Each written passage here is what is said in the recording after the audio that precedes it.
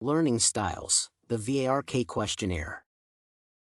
Undoubtedly, each individual can learn effectively in different ways.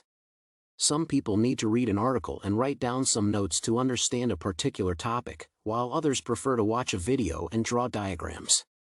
It is impossible to determine the most successful approach, as everything depends on a multitude of learners' personal characteristics. Nevertheless, understanding which learning styles suit a person the most is useful for both students and educators. The VARK, Visual, Aural, Read/Write, and Kinesthetic questionnaire helps determine them and make the most of the learning process. Therefore, the analysis of my VARK results and different learning styles is essential to achieve the best outcomes.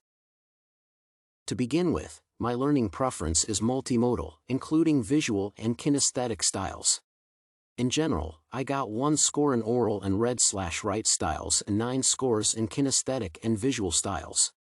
I have always understood that listening to podcasts, discussing some topics in groups, and explaining different concepts verbally do not work for me. I may enjoy such approaches, though they are not effective in my case. However, I was surprised to discover that the Read/Write style is not suitable for me. I often read articles and write down some notes while learning new information, but I will employ different diagrams if a topic does not engage me. Therefore, I had already been aware that visual style enhances my learning process the most before completing the questionnaire.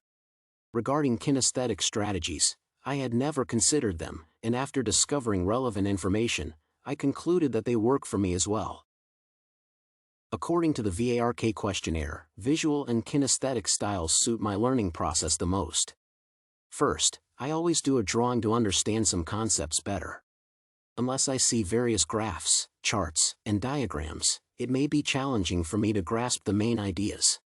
Moreover, I avoid reading long texts, which do not use different formats, such as bright colors, bold or italicized words, and pictures. The identified strategies for the visual style include trying other spatial arrangements on a page, using various fonts, uppercase letters, underlining, bright colors, highlighting, turning tables of figures into graphs, and drawing objects to demonstrate one's ideas. Furthermore, I often enjoy solving practical problems, working in a team, putting knowledge into practice, and being concrete. It is noted that the identified strategies for learners with the kinesthetic style are reading case studies, watching videos that show real cases, looking for examples of principles, and learning by trial and error. The identified learning strategies for my preferred learning styles are similar to those I use on a daily basis.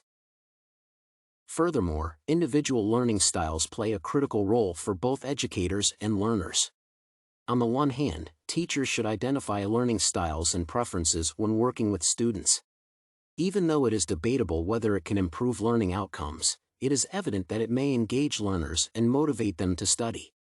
According to Bokhari and Zafar, institutions' curricula should be associated with different learning approaches. Unfortunately, educators may not realize the importance of learning styles and apply only the strategies that personally suit them the most, ignoring students' preferences. Undoubtedly, it is likely to lead to adverse consequences. On the other hand, learning styles may affect how students can understand and perform educational activities.